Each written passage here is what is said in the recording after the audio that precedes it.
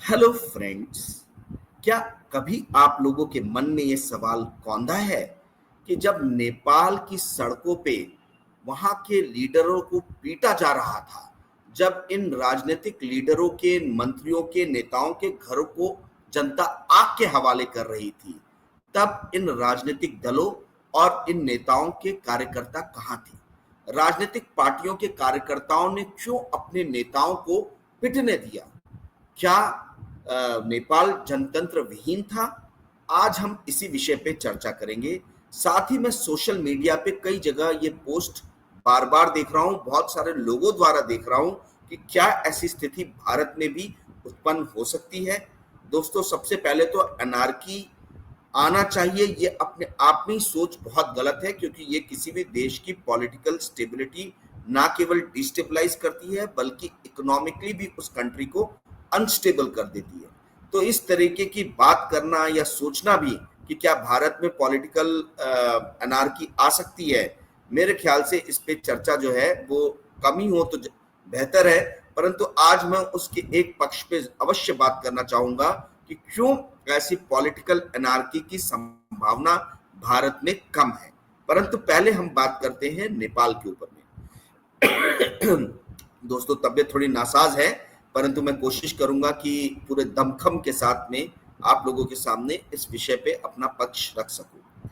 देखिए, नेपाल को यदि आप देखें तो आपको याद होगा जून 2001 में वहां रॉयल मैसेकर हुआ था। रॉयल फैमिली के 9 लोगों को जो है किंग ज्ञानेंद्र समेत उनकी वाइफ ऐश्वर्या, यानी रानी ऐश्वर्या, इन सबको मार गिराया गया था। उनको मौत की घाट उतार दिया गया था। बहुत ही ज्यादा कह लीजिए कि खूंखार, बहुत ही ज्यादा गलत तरीके से जो है ये हत्याएं हुई थी, दुर्दांत हत्याएं थी, ऐसा कहना चाहिए। तब से लेके 2025 तक यदि हम देखें तो हम पाएंगे कि नेपाल के अंदर में कम से कम 15 से 16 बार प्राइम मिनिस्टर की पोस्ट पे अलग अलग नेता बैठे हैं। यदि एक लीडर 3 बार बैठा है तो मैं उसको 3 ही काउंट कर रहा हूं। तो ऐसे 15 से 16 बार जो है वो अलग अलग प्राइम मिनिस्टर्स नेपाल के बने हैं। आपको याद होगा हमारे बॉलीवुड में, हिंदी सिनेमा में एक बहुत प्रसिद्ध अभिनेत्री हुई थी मनीषा कोइराला। उनके चाचा जी जो थे गिरजा प्रसाद कोइराला, वो प्रधानमंत्री थे 2000 में, जब ये नई शताब्दी 21वीं शताब्दी शुरू हुई। तो उसके बाद में शेर बहादुर देउबा जो है वो बने, वो नेपाली कांग्रेस के थे, जैसे कि गिरजा प्रसाद कोइराला नेपाली कांग्रेस के थे। फिर उसके बाद आए सूर्य बहादुर थापा। सूर्य बहादुर थापा जो है ये राष्ट्रीय प्रजातंत्र पार्टी के लीडर थे, और ये राष्ट्रीय प्रजातंत्र पार्टी जो थी ये बेसिकली पंचायत मूवमेंट से जो है वो उभरी हुई पार्टी थी।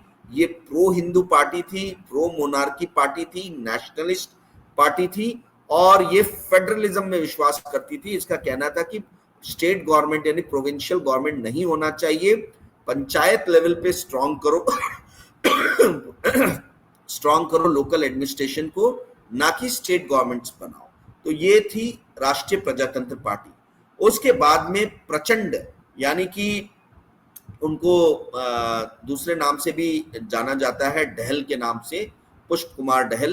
तो प्रचंड जी जो है ये भी प्रधानमंत्री की पोस्ट पे रहे, और फिर केपी शर्मा ओली ये भी प्रधानमंत्री की पोस्ट पे अभी तक थे। कुछ दिनों पहले ही, 2-4 दिन पहले इन्होंने इस्तीफा दिया है।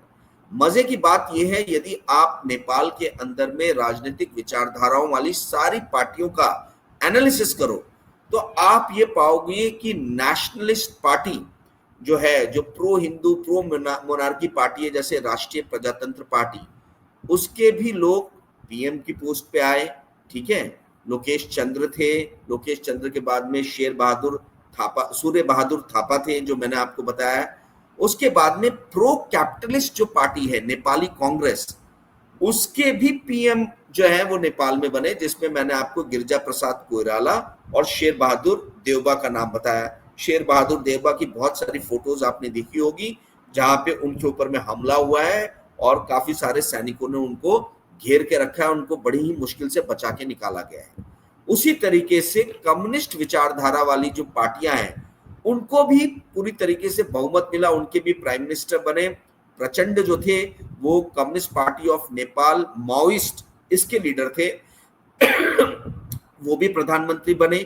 इसके साथ ही communist party of Nepal Marxist Leninist इसके भी ओली साहब, केपी शर्मा ओली जो अभी जिन्होंने इस्तीफा दिया, वो प्रधानमंत्री बने। तो कहने का अर्थ है कि अलग अलग विचारधाराओं वाले सभी पार्टियों और सभी लीडर्स को, जो प्रोमिनेंट इन पार्टियों के लीडर्स थे, इनको प्राइम मिनिस्टर बनने का मौका मिला। ये सारी विचारधाराओं, अलग अलग विचारधाराओं को नेपाल के लोगों ने अकोमोडेट किया और इन लोगों को पीएम की पोस्ट पे बैठ के नेपाल की जनता का विकास करे, नेपाल की जनता के हित में कानून बनाए, इसके लिए मौका दिया। परंतु ऐसा कैसे हो गया कि एक ही साथ सभी के सभी पॉलिटिकल पार्टीज जो है वो असफल हो गई। यहां तक कि आप देखिए कि इस जो अभी जेनजी का जो बोल रहे हैं आंदोलन शुरू हुआ, इस आंदोलन में कोई सिर्फ शेर बहादुर देवबा यानी नेपाली कांग्रेस के लीडर पे हमला नहीं हुआ है, प्रचंड के भी घर को जो है वहां पे भी घात लगा के हमला हुआ है। केपी शर्मा ओली जो मार्क्सिस्ट कम्युनिस्ट मार्क्सिस्ट लेनिनिस्ट के लीडर रहे हैं, प्रधानमंत्री थे, उनको आपने देखा कि कैसे बचा के हेलीकॉप्टर द्वारा निकाल के लेके जाया गया।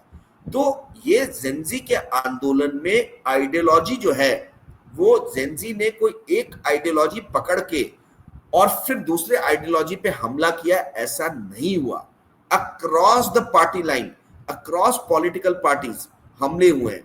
अब सवाल ये बनता है कि जब ये हमले हो रहे थे तब ये पार्टियों के कार्यकर्ता क्या कर रहे थे, क्योंकि ये पॉलिटिकल पार्टीज के तो लाखों में कार्यकर्ता होंगे, तो ये क्यों नहीं सड़कों पे निकले अपने प्राइम मिनिस्टर्स, अपने नेताओं को बचाने के लिए?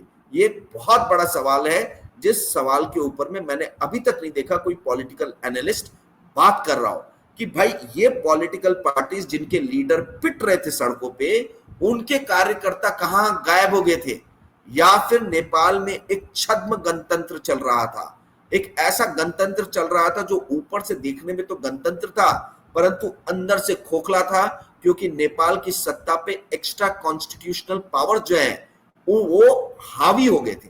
वो अपने मन से जो है कभी इस पार्टी को मौका देंगे, कभी दूसरी पार्टी को मौका देंगे, सरकार बनवाएंगे, सरकार गिरवाएंगे, सरकार बनवाएंगे, सरकार गिरवाएंगे, इस तरीके के खेल में लग गए थे। कहीं ऐसा तो नहीं था? मुझे लगता है दोस्तों शायद यही बात थी, क्योंकि ऐसा बहुत कम होता है कि किसी बड़े पॉलिटिकल लीडर के ऊपर में हमला हो और उस पॉलिटिकल पार्टी के जो नेता हैं, कार्यकर्ता हैं या छुटभैये लीडर है वो अपने नेता की सुरक्षा के लिए ना आए। तो ये अपने आप में कई सारे सवाल खड़े करता है कि भाई अक्रॉस द पार्टी लाइन हमला हुआ, एक भी पॉलिटिकल पार्टी का कार्यकर्ता अपने लीडर को बचाने के लिए क्यों नहीं आया? बांग्लादेश में हमने देखा कि एक स्पेसिफिक पार्टी के ऊपर में और उसके लीडर्स के ऊपर में हमला हुआ, ठीक है, आपकी हसीना जो थी, शेख हसीना, उनकी पार्टी के ऊपर में और उनके नेताओं पे हमला हुआ। हमने श्रीलंका में भी देखा कि जो राजपक्षे, गोटाबाया राजपक्षे जो है या राजेंद्र राजपक्षे जो है, इनके ऊपर में हमले हुए, इनकी पार्टी के जो लीडर्स हैं उन पे हमले हुए, परंतु अक्रॉस द पार्टी लाइन हमला नहीं हुआ। नेपाल का जो आंदोलन है जेनजी का, ये यूनिक क्यों है? वो यूनिक इसलिए है क्योंकि इसमें सभी पार्टी के लीडर्स की कुटाई हुई है। सभी पार्टी के लीडर्स जो है उनके घरों को फूका गया है। सभी पार्टी के जो लीडर्स हैं वो डर के साए में जी रहे हैं और अपने मतलब उनको जैसी मौका मिल रहा है वो नेपाल छोड़ के भाग रहे हैं। ये कोई एक पार्टी के खिलाफ या कोई एक सत्ता के खिलाफ जो है ये आंदोलन नहीं था, आक्रोश नहीं था। ये जो गणतंत्र को एक्स्ट्रा कॉन्स्टिट्यूशनल पावर्स ने हाईजैक कर लिया है नेपाल में, ये उसके विरोध में आंदोलन था। और हमको वो नजर भी आता है कि जिस तरीके से सुप्रीम कोर्ट ऑफ नेपाल की बिल्डिंग को फूका गया, जिस तरीके से हिल्टन होटल को फूका गया, ठीक है, हिल्टन होटल 1 साल पहले बना था, शेर बहादुर देवबा उसके वन ऑफ द ये शेयर होल्डर्स में से एक थे। तो जिस तरीके से सुप्रीम कोर्ट को जलाया जा रहा है, जिस तरीके से होटल्स को जलाए जा रहे हैं, उससे साफ समझ में आ रहा है कि कोई ये एक नेता या एक पॉलिटिकल पार्टी के खिलाफ का संघर्ष नहीं था। और इस संघर्ष को छोटा करके दिखाने की कोशिश की जा रही है, ये कह के कि सोशल मीडिया पे बैन लगा इसलिए ये जो है ये विस्फोटक स्थिति जो है वो पैदा हुई। दोस्तों ये गलत है। सोशल मीडिया पे बैन इसलिए लगा क्योंकि गवर्नमेंट को इंटेलिजेंस सोर्सेस से ये इंफॉर्मेशन मिली थी कि कुछ लोग जो हैं वो इस सत्ता के खिलाफ साजिशें रच रहे हैं और तमाम तरीके के मैसेजेस सोशल मीडिया के थ्रू फैल रहे हैं। तो ये मैसेजेस ना फैले करके वहां की सरकार ने उसके ऊपर में बैन लगाया है। तो ये उल्टा सिचुएशन है। सरकार ने बैन लगाया इसके लिए मूवमेंट नहीं हुआ, सरकार ने बैन लगाया ताकि मूवमेंट को रोका जा सके।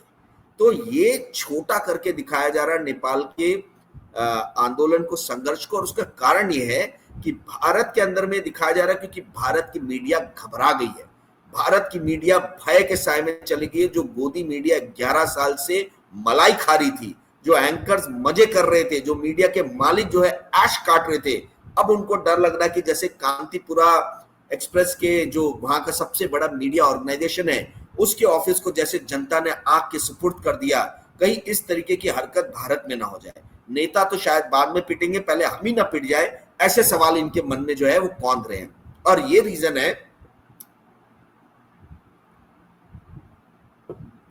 रीजन है कि नेपाल के अंदर के संघर्ष को छोटा करके दिखाया जा रहा है। ये बताया जा रहा है कि जेनजी का है, ये सोशल मीडिया पे बैन लगने के कारण है। ये बात सही है कि जेनजी ने इसमें बढ़ चढ़ के जो है वो भाग लिया। जेनजी हो सकता है कि कैटलिस्ट भी रहा हो, परंतु जब तक जेनजी के माँ बाप, पेरेंट सबकी सहमति ना हो, बच्चे कितना अपने दम पे कर सकते हैं आप ये बताइए। क्या भारत में कर सकते हैं? नहीं कर सकते। बहुत सारे लोग लिख रहे हैं सोशल मीडिया के ऊपर में कि भारत में भी जो है ऐसी स्थिति आने वाले दिनों में हो सकती है। दोस्तों मेरा विचार इससे बिल्कुल पलट है, उल्टा है। मेरा ऐसा मानना है कि यदि शायद कांग्रेस की सत्ता रहती तो हो सकता है कि इस तरीके का मूवमेंट डेवलप होता, और वो इतिहास जो है वो गवाह है। मैंने 2 दिन पहले वीडियो बनाया था, उसमें बताया भी था कि यदि भारत के पॉलिटिकल मूवमेंट्स की हिस्ट्री को या हम स्टडी करें या एनालाइज करें तो हम ये पाते हैं कि जब जब कांग्रेस की सरकार रहती है तभी तभी बड़े बड़े जन आंदोलन बनते हैं। जैसा कि हाल फिलहाल में 2011 में हमने देखा अन्ना मूवमेंट, कांग्रेस की सरकार थी। उसके पहले इमरजेंसी में हमने देखा कि इंदिरा गांधी की सरकार थी और जेपी मूवमेंट बिल्ड हुआ। उसके बीच में हमने देखा अन्ना और जेपी मूवमेंट के बीच में राम मंदिर का आंदोलन चला और उस टाइम में पीवी नरसिम्हा राव की सरकार थी। तो दोस्तों जितनी बार भी आंदोलन हुए हैं, ऐसा क्यों है कि कांग्रेस सत्ता में है और भाजपा या जनसंघ विपक्ष में है? ये आप लोग सोचिए। और ऐसा क्यों है कि जब भारत के अंदर में आर्थिक असमानता बढ़ रही है तो और गरीबी बढ़ रही है, बेरोजगारी बढ़ रही है, ठीक है, सरकार भले ही दावे करे कि गरीबी कम हो रही है, उसके लिए वो अलग अलग मल्टी डायमेंशन पॉवर्टी के जो है वो अपने दिखाएं बताएं, परंतु मैं और आप जानते हैं कि परचेजिंग पावर इंडियंस की घट रही है। इसीलिए आप देखेंगे कि बैंक्स के लोन पे, एनबीएफसी के लोन पे भारी मात्रा में जो है इंडियंस डिफॉल्ट कर रहे हैं। गोल्ड लोन भारी मात्रा में लिया जा रहा है। गोल्ड किसी भी घर का लास्ट वेपन होता है आर्थिक सुरक्षा का। तो यदि लोग सोने को गिरवी रख रहे हैं, इसका मतलब है कि उनके पास में अब आमदनी के कोई दूसरे स्रोत नहीं रह गए हैं। तो मेरा कहने का अर्थ यह है कि सारी विस्फोटक स्थिति भारत में मौजूद है, उसके बाद भी मैं क्यों ऐसा मानता हूं कि इस देश में आंदोलन नहीं होगा। उसका एक प्रमुख कारण यह है कि सत्ता में जो पार्टी बैठी है वो पार्टी के कई सारे अनुषांगिक संगठन हैं और वो संगठन इसको बहुत अच्छा प्रोटेक्शन देते हैं। बजरंग दल जैसा एक बहुत ही ज्यादा आप कह लीजिए कि हिंसात्मक उसको माना जाता है कि उसकी जो नीतियां या सोच है वो हिंसा में ज्यादा विश्वास रखते हैं। तो इस तरीके के दलों की अनुषांगिक संगठनों का प्रोटेक्शन है भारतीय जनता पार्टी को। दूसरा, किसी भी आंदोलन के लिए पैसे लगते हैं। पैसे जो है वो कैपिटलिस्ट प्रोवाइड करते हैं। यदि कैपिटलिस्ट आपकी ही पार्टी के साथ में अलाइंड हो और आप इन्हीं कैपिटलिस्ट लोगों के लिए काम कर रहे हो तो आंदोलन खड़ा करने के लिए पैसा कहां से लगेगा? नेपाल एक छोटी कंट्री है। नेपाल में इसलिए आंदोलन हो गया क्योंकि वो छोटी कंट्री है। छोटी कंट्रीज में आंदोलन बहुत ही तेजी से होते हैं। बड़ी कंट्रीज में आंदोलन करने के लिए कई दशकों का जो है लोगों का अंदर से सुलगना जो है वो आवश्यक रहता है। जैसे हमने यूएसएसआर में देखा था कि वो पूरी की पूरी एक कम्युनिस्ट रिजीम के खिलाफ में जो है वो जनता का आक्रोश था। और यूएसएसआर जो है वो 15 अलग अलग राज्यों में बना था, जिनमें बहुत ज्यादा ही आप कह लीजिए कि डिफरेंस था, समानताएं बहुत कम थी। बाल्टिक 3 राज्य जो सबसे पहले अलग हुए, लिथुएनिया, लाटविया और एक और ये है, मैं हर बार भूल जाता हूँ उसका नाम और बाद में याद आता है। तो ये जो स्टेट्स हैं, बाल्टिक स्टेट्स, ये सबसे पहले यूएसएसआर से अलग हुए थे, लिथुएनिया और लाटविया। ये कहीं से भी रशिया से इनकी समानता नहीं थी, ये यूरोपियन नेशंस ज्यादा थे, यूरोपियन नेशन से इनकी समानताएं ज्यादा थी। तो कहने का अर्थ है कि बड़े देश के अंदर में क्रांति उत्पन्न करना उतना आसान नहीं है। ऊपर से नेपाल हो गया, श्रीलंका हो गया, बांग्लादेश हो गया, इनकी इकोनॉमी इंडिया के 1/10 या उससे भी कम है। इंडिया की इकोनॉमी यदि $4 ट्रिलियन की है तो बांग्लादेश की इकोनॉमी $450 बिलियन के आसपास में है, नेपाल की इकोनॉमी 425 और श्रीलंका शायद $250 बिलियन के आसपास में है। तो ये इकोनॉमी बहुत छोटी है। यहाँ पे कुछ कैपिटलिस्ट लोग मिलकर कुछ भी बड़ा गेम खेल सकते हैं, जो भारत जैसे बड़े राष्ट्र में पॉसिबल नहीं है।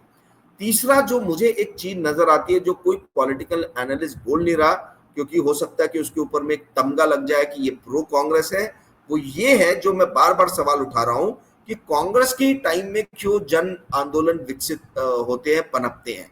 भाजपा जब सत्ता में रहती है तब क्यों नहीं जन आंदोलन जो है वो पनपते हैं।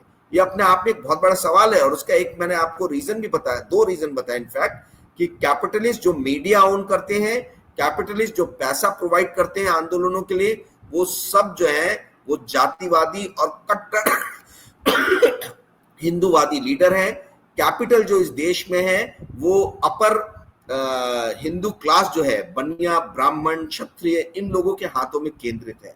और ये जो घोर जातिवादी लोग हैं, ये ब्राह्मण लोग, ये बनिया लोग, ये राजपूत लोग, क्षत्रिय लोग, जिनके हाथ में मीडिया चैनल्स है, मैं ये नहीं बोलता कि सभी क्षत्रिय जातिवादी है, मैं कुछ क्षत्रिय हूं, बहुत सारे ब्राह्मण हैं आप देखोगे जो जातिवादी बिल्कुल नहीं है, जो धार्मिक इसमें विश्वास नहीं रखते हैं। परंतु जो मीडिया को ओन करने वाले ब्राह्मण हैं, बनिए हैं, क्षत्रिय हैं, ये सब के सब भारतीय जनता पार्टी के साथ में अलाइंड है। ऊपर से इनको बजरंग दल, विश्व हिंदू परिषद जैसे अनुषांगिक संगठनों का एक समर्थन भी मिला हुआ है। तो जब तक भारतीय जनता पार्टी सत्ता में है तब तक तो मुझे लगता नहीं है कि भारत के अंदर में किसी भी तरीके का जन आंदोलन जो है वो डेवलप होगा, वो पनपेगा, वो बढ़ेगा। हाँ, यदि कांग्रेस रहती तो कांग्रेस के साथ एक नुकसान है कि उसके पास में बजरंग दल या विश्व हिंदू परिषद जैसा जो है वो एक छतरी नहीं है जो वहां के लीडर्स को बचा सके, प्रोटेक्ट कर सके। इसीलिए हर बार हम देखते हैं कि ये उपद्रवी तत्व जो हैं, जो जिनके मैंने नाम लिए, जो भाजपा के साथ अलाइंड है, ये उपद्रवी तत्व जो हैं, जैसी कांग्रेस सत्ता में आती है जन आंदोलन विकसित करने में लग जाते हैं। परंतु कांग्रेस को ऐसे किसी भी जो है तत्वों का समर्थन नहीं है, एटलीस्ट मेरी जानकारी में तो नहीं है। और ये कोई पॉलिटिकल एनालिस्ट नहीं बोल रहा। आप सोचिए कितने घबराए हुए, डरे हुए हैं आज की डेट में पॉलिटिकल एनालिस्ट भी, सोचते समझते हुए, सब जानते बूझते हुए भी कोई ये कहना नहीं चाहता है कि जो एक अम्ब्रेला मिला हुआ है विश्व हिंदू परिषद, बजरंग दल का, बीजेपी को, उस तरीके का अम्ब्रेला कांग्रेस के पास कहाँ है? उस तरीके का अम्ब्रेला किसी भी रीजनल पार्टी के पास में कहाँ है? कहाँ समाजवादी पार्टी के पास में, कहाँ ममता बनर्जी के पास में, कहाँ राष्ट्रीय जनता दल के पास में है? किसी के पास में भी नहीं है। सिर्फ अपने रीजनल एफिलिएशन के कारण ये पार्टी सरवाइव कर रही है। परंतु पैन इंडिया पे यदि 2 बड़ी पॉलिटिकल पार्टी देखें, एक भाजपा और एक कांग्रेस, तो हम देखेंगे कांग्रेस को किसी भी तरीके का जो है विचारधारा वाला, उग्र विचारधारा वाला अम्ब्रेला नहीं मिला है। कांग्रेस के साथ जो भी लोग हैं वो गांधी जी के सिद्धांत में विश्वास रखने वाले लोग हैं, वो अहिंसा में विश्वास रखने वाले लोग हैं, वो सत्य में विश्वास रखने वाले लोग हैं। तो ये लोग जो है ये कभी भी डिफेंसिव ही रहेंगे और एग्रेशन पे हमेशा उपद्रवी तत्व ही रहेंगे। और चूंकि इस डेट में, आज के समय में, उपद्रवी तत्व जो है वही क्लास का मॉनिटर है। आपने देखा है कि किसी भी क्लास में अगर शांति लानी हो तो आप सबसे उपद्रवी लड़के को मॉनिटर बना दो, क्लास पूरी शांत हो जाती है। तो वही हाल है कि भाई जितने भी उपद्रवी तत्व हैं, इनके हाथ में यदि आप सत्ता दे दोगे तो आप देखोगे कोई जो है इस तरीके के दंगे फसाद नहीं होंगे। ऐसा क्यों था कि बंबई में रह रह के ट्रेनों में बम विस्फोट हो रहे थे? जब कांग्रेस सत्ता में थी, और अभी एकदम से सारे बम विस्फोट बंद हो गए। मैं ये नहीं बोल रहा कि ये उपद्रवी तत्व जो है इन्होंने बम विस्फोट कराए, मैं ये बोल रहा हूं कि जब भी कांग्रेस रहती है तभी इसी तरीके की चीज क्यों होती है। वही इंटेलिजेंस एजेंसीज है, वही पुलिस है, वही सब कुछ है जो बीजेपी के टाइम में है, वही कांग्रेस के टाइम में भी है। परंतु उस टाइम में बड़े बड़े हादसे हो जाते हैं और अभी कोई हादसा नहीं होता। और अभी हादसे होते हैं तो कब होते हैं? इलेक्शन के ठीक पहले। और उन हादसों का क्या परिणाम होता है, उसकी क्या जांच होती है, उसमें कौन दोषी होता है, किसी को नहीं पता चलता। आज तक हमें नहीं पता चला कि 2019 के इलेक्शन के पहले जो पुलवामा हुआ उसके कौन दोषी थे, वो क्या हुआ, कौन कारण थे, किन लोगों ने मदद पहुंचाई, कुछ भी रिपोर्ट बाहर नहीं आई है। हमें आज तक नहीं ये पता चला कि जो बाइसेन वैली में, जो पहलगांव में हमारे 26 लोगों की शहादत ले ली गई, उस वैली में जब रोज 5,000 लोग जो हैं वो टूरिस्ट सैलानी जाते हैं प्रतिदिन, तो वहां पे एक भी सीआरपीएफ, एक भी आर्मी, एक भी जेएनके पुलिस का बंदा क्यों नहीं था? ये सवाल क्यों नहीं देश पूछ रहा है, क्यों नहीं पॉलिटिकल एनालिस्ट पूछ रहे हैं, क्यों नहीं इस देश का मीडिया पूछ रहा है? जो मैं सवाल आपसे पूछ रहा हूं, बार बार ये सवाल पूछना चाहिए होम मिनिस्टर से। डरने की जरूरत नहीं है। राहुल गांधी जी ने जो कहा, अभय मुद्रा, डरो मत, ज्यादा से ज्यादा जान जाएगी, उससे ज्यादा कुछ नहीं जाएगा। डरो मत, अभय मुद्रा में आओ और पूछो सवाल कि क्या कारण था कि जो बाइसन वैली थी, जो पहलगाम था, वहां पे सीआरपीएफ नहीं, आर्मी नहीं, जेएनके पुलिस का एक भी कांस्टेबल नहीं, और उसके बाद भी जो है 26 लोगों की शहादत होने के बाद भी होम मिनिस्टर का इस्तीफा नहीं। ऐसा क्यों हो रहा है? क्या हमारे देश में भी एक्स्ट्रा कॉन्स्टिट्यूशनल पावर्स या पावर ब्रोकर्स जो हैं वो डिसाइड कर रहे हैं कि इस देश को कैसे चलाना है? जो नेपाल के अंदर में यही हुआ कि पावर ब्रोकर्स ने वहां पे जनतंत्र को हाईजैक कर लिया था, इसीलिए जनता सड़कों पे उतरी। अगर भारत में पावर ब्रोकर्स ही जनतंत्र को हाईजैक कर लेंगे तो दोस्तों स्थिति बड़ी भयावह हो सकती है।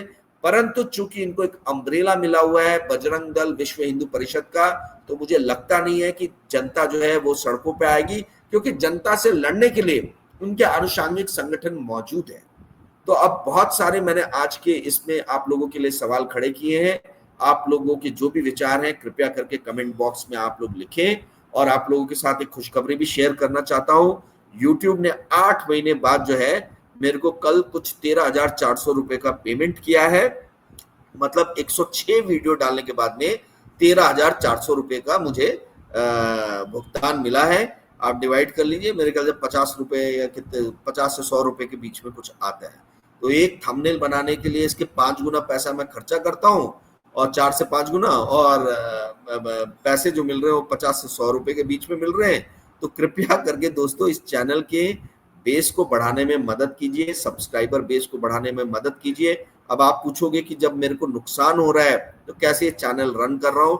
दोस्तों ये आप लोगों को ही जागृत करने के लिए चैनल रन कर रहा हूँ, इसलिए मैं आप लोगों के सामने ही बार बार हाथ फैलाता हूँ। यदि आप लोग कुछ इस चैनल को योगदान देना चाहते हैं, मदद करना चाहते हैं, तो कृपया करके मेरे मोबाइल नंबर 9860317209 पे अपना योगदान दे, और मैं प्रयत्न करता रहूंगा कि ईमानदारी के साथ मैं पत्रकारिता करता रहूं।